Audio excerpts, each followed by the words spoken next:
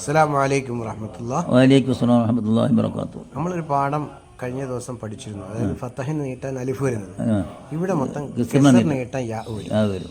എല്ലായിടത്തും E E B തി G G the എല്ലായിടും കെസറിന് നീട്ടാൻ എന്തുണ്ട്? യാ ഉണ്ട്. രി സി ഷി ഷി കി ലി മി നീ വി വി ഹി ഹി മനസ്സിലായില്ലേ? അപ്പൊ ഇനി നമുക്ക് ഇതിന്റെ പദങ്ങൾ വായിക്കാം. അതായത് ഓരോ വാക്കുകൾ. ഈ വാക്കുകൾ വായിക്കുമ്പോഴാണ് നമ്മുടെ മനസ്സിലോട്ട് ഈ അറബി ആ കെസറിന് കിട്ടാൻ യാ ഉണ്ടെന്നുള്ള ബോധം വരുത്തുള്ളൂ. മനസ്സിലായോ? അപ്പൊ ബോധത്തോടെ വായിക്കണം. അപ്പൊ നമ്മൾ കാഫ് അതല്ല കീന്ന് കിടക്കുന്നുണ്ട്. കീ എന്നുള്ള കാഫിന് കെസറിന് കിട്ടാൻ യാ. അത് ആ ചിഹ്നമാണ് ഇവിടെ കൊടുത്തിരിക്കുന്നത്. കെസർ യാ. നമ്മളൊരു പദം വായിക്കാൻ പോവാം. സിക്കീനുൻ. കണ്ട സിക്കീനു കാഫിന് എന്തുണ്ട്? ശബ്ദം കൊണ്ട് അവളാണ് കി കാഫിന് വെച്ച് കനം വന്നത്. സിക്കീനു അല്ലേ? കനപ്പിക്കാനാണ് എന്ത് വരുന്നത്? ശബ്ദം വരുന്നത്. അടുത്തത് ഈമാനുൻ മുബീനുൻ മതീനുൻ റജീമുൻ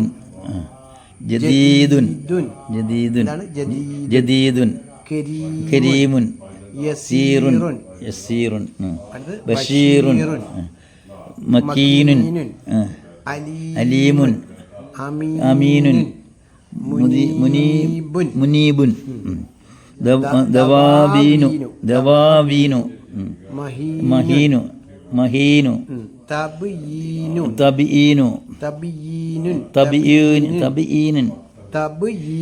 തബ്ഈനുൻ ഈ അല്ല. അപ്പൊ തബ് ഈ അലിഫിന് കെസറിട്ട് വരരുത്.